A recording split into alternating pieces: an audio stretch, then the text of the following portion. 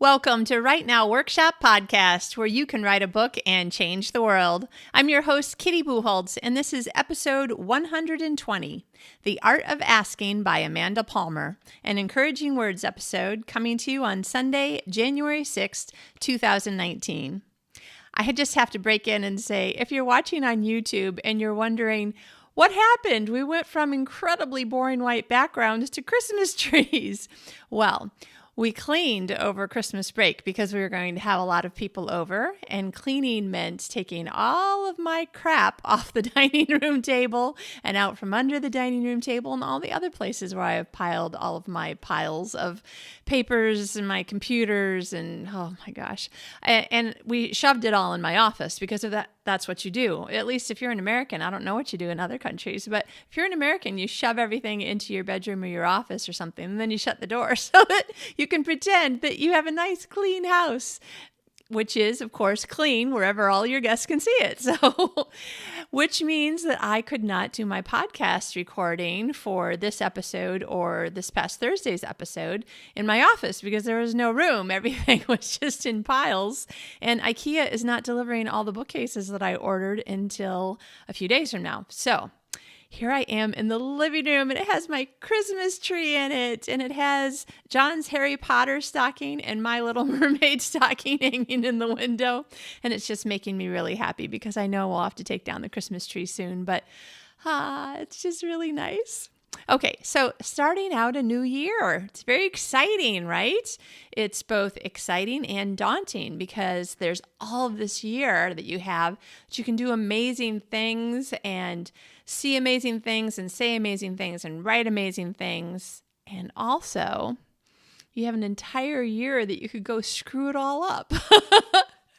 That's what I think sometimes. I get really, really excited, and then sometimes I just feel sort of petrified and immobilized by the idea that if I start writing down my plans and I get to the end of the year and I haven't done them, or in fact I've gone backwards, which is partly what I did in 2018, but for reasons, I just have to, keep in mind there are reasons. I did, after all, move halfway around the world again. So, So how can we help ourselves to be excited about the possibilities of the new year without repeating all of the mistakes of the previous year? And it got me thinking about this book that I just finished listening to the audiobook version of, which is called The Art of Asking by Amanda Palmer. Now, if the name sounds familiar, Amanda Palmer is a pretty famous musician, and as herself and as parts of lots of other things, but you also might know her as part of the Dresden Dolls, which was a band from, I'm not actually sure which decade. I don't know when they started and stopped performing together. Because the fact is that I am not really a Dresden Dolls fan. I mean, I didn't buy any of their music. I don't own any Amanda Palmer music.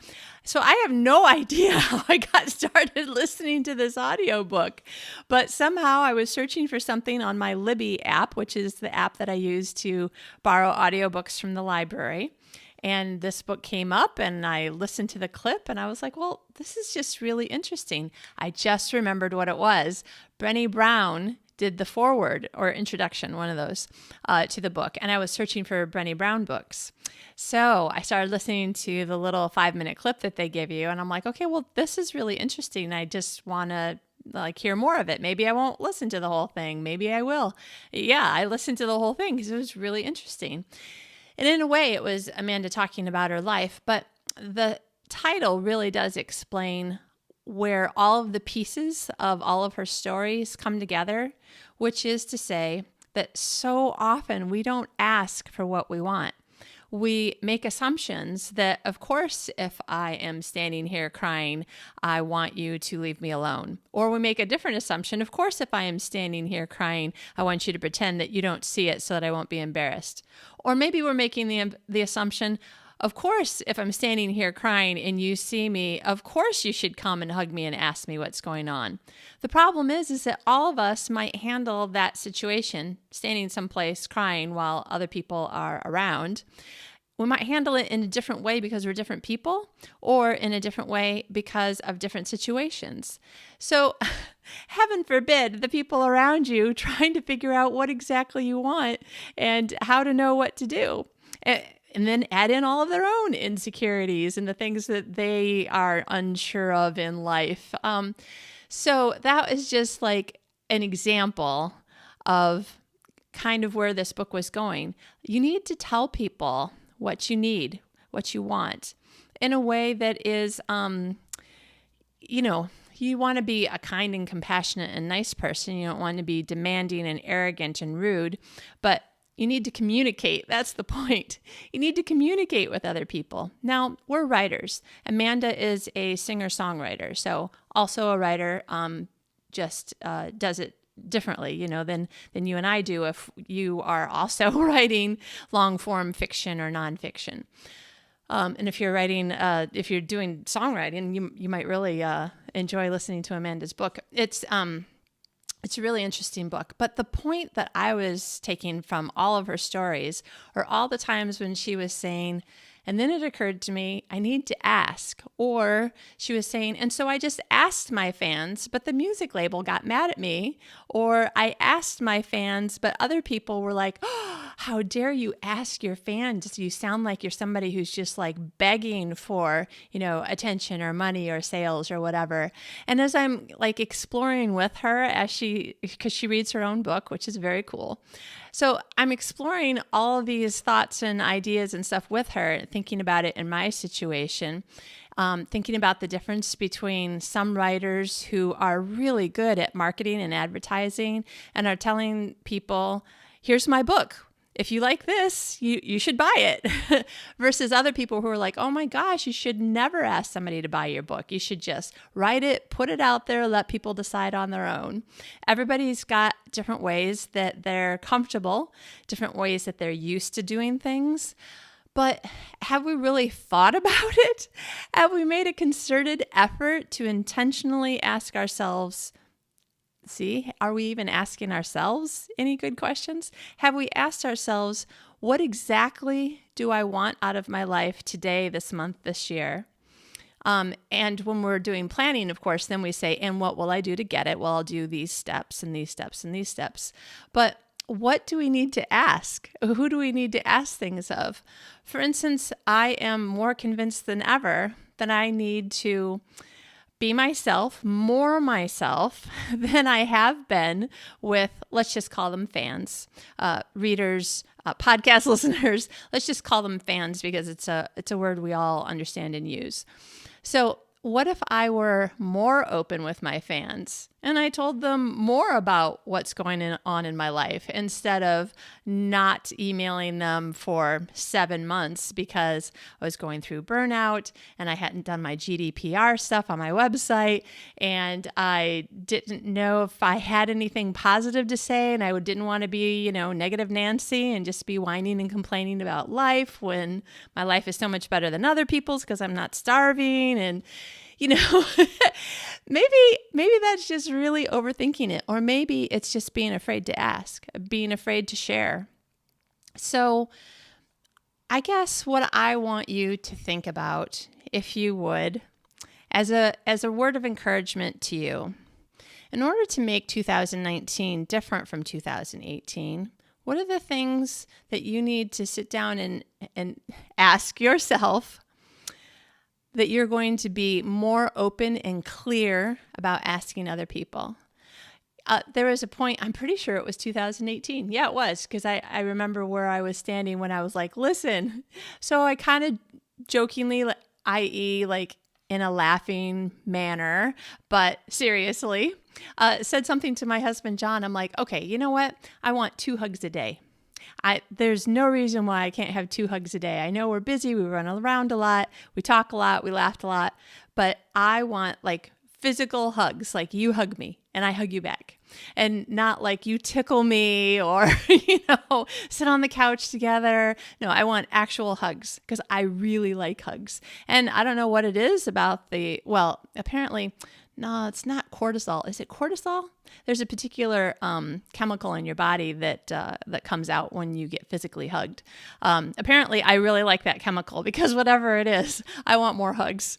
So I said, I want 2 hugs a day, please. And then he kind of was teasing me about it. And I'm like, no, seriously, is there any reason why that's too much? And he's like, I guess not. Well, a lot of times I'll forget to ask, but probably I have enough hugs on those days. I don't know. But there are days when I'm like, hey, I need one of my 2 hugs, please. And I'm like, okay, you know what? That wasn't horribly painful. I asked for something that I wanted and needed, and then I got it. I made sure that it was something somebody was willing to give. So I have a lot of new ideas now after listening to Amanda and listening to how she talks about her fan interaction and what she does with them and what she says to them, and like all of the negative things that happen in her life on this day or that week or whatever. And she just tells them instead of stops talking, and waiting until she feels better about life or whatever. I'm saying that because that's closer to the direction that I take, because I never wanted to be the person who was bringing other people down or focused on negatives. But I like this idea of saying, you know what, you want to come into my circle and be my friend and read my books, you'll understand them a lot better because you'll know me better and you'll kind of know more where I was coming from when I wrote it. And like, it might actually be more fun for you, because I started thinking about it not only as an author, but then as a reader or as a music listener. And I'm thinking, yeah, that is more interesting when I feel like I know things about that person. I just get more excited about their work and I want to buy more of their work. And in fact, Amanda Palmer is married to Neil Gaiman. So seriously awesome, big, famous writer whom I love from a distance, never met him.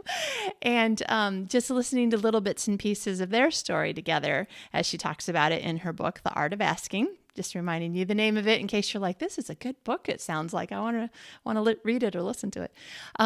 But listening to little bits and pieces of their story together made me feel like I knew him a little bit more, which made me more interested in reading even more of his work, even though I already read his work and really like it. So that's what I thought would be encouraging to have you start thinking about. It's the first Sunday of the month, the first Sunday of the year. It's a new beginning. There's lots of room for us to think and dream and grow and plan and do things just different enough that we get a different result than we got last year. And if last year was good, it would be great if this year was just a little bit better, right? If last year was difficult, it would be great if this year was just a little bit easier, right? So I don't know where you grew up, but I grew up in a place where you are taught not to ask. You don't ask for help. You don't ask people to do something for you. If anything, you offer to do things for other people. But after a while, I started realizing as I became an adult, it's a very uneven, there's no balance there. If you're always trying to do something nice for somebody else, but you never ask for or let people do nice things for you, then there's this kind of tipping. It's always tipping only in one direction. And if you're around other people who are similar to you, then everybody's like offering to do things for each other and nobody is accepting. And I'm realizing, more and more as I experience more years of life, that's a very it can become a standoffish, arm's length only relationship in every relationship if we continue that way. So I don't know about you. I don't want to continue that way. I want to have closer relationships. And I'm really nervous about opening up my whole self to my fans. I open up more to you, my podcast listeners, than I do to probably anybody else, especially because I just kind of really pour myself out into the recording and then hit stop and then ask myself, should I edit any of that? Should I try to make it shorter? No, I'm just going to take a leap here and put it all out there. But honestly, I don't think that I share this much with any single person in my life. I always feel like, no, nobody wants to know. Nobody's interested. And maybe you feel that way too. There's a lot of things that creative people have in common. And the reason I share is because I'm hoping that in the things that you and I have in common, I can share aha moments or things that I'm like, ooh, I'm going to explore this as a possibility with you so that you can decide, ooh, I think I'm going to try that too and see whether or not it works and makes any part of my life better. So think about asking people to help you, asking people to give you a hug, asking people to buy your book if they like, this or this or this kind of book that you write. What else should we ask for? Ask for help when we need it. Ask for encouragement when we need it. Sometimes I just need someone to tell me, it's going to be fine. You're going to be great. It's going to be wonderful. And then I'm like, okay, yes, you're right. It is going to turn out better. Otherwise, sometimes I can get kind of lost in a downward spiral of things that might go wrong in my head. And I'm sure that you understand that too. So, in fact, let me start. Oh, see, this is scary. Now I'm going to ask you for something. Let me know. Leave me a comment somewhere, a iTunes review, or a comment on the YouTube video portion of this, or on my website, which is podcast.rightnowworkshop.com. The YouTube channel is just my name, Kitty Bucholtz, and then you can find Right Now Workshop Podcast. You could probably just Google that too and find it there. Oh, this is scary, but here we go. Or send me a Facebook or Twitter message. Yeah, reach out to me and tell me, yeah, it was cool. I'm glad that you shared and you've encouraged me to do the same. Or if you have something really negative to say, it would be great. I'm asking you, please don't tell me. So there you go. My two asks. Please tell me if you're enjoying this, if there's anything good that you've gotten out of it. And please don't tell me if you really hate this. Though if you do, probably you're not listening. So yeah, it's probably not you, right? Because now you who are listening must be a friend of mine. So thank you for that. I do hope you have a fabulous 2019. See if there are other things that you can ask yourself. How could I do this thing differently? It's probably the things that we don't even think about that are the small changes that would make the biggest difference. And I think being willing to ask for what we need, want, hope for is one of the small changes that could make a big difference in our lives. So I really, really hope that it helps you to have a better year. And you know what? Go over to Twitter and tweet Amanda Palmer and tell her thank you for your book and the encouragement, because now I'm going to try asking more too. I'm sure it'll make her feel awesome too. All right, have a great week. Get back to writing soon. Even if you're on vacation, your vacation is probably just about over. So what are you going to write? I'm working on something fun for Hallmark, so I'm excited. All right, we will talk again next week. Have an excellent one. Bye.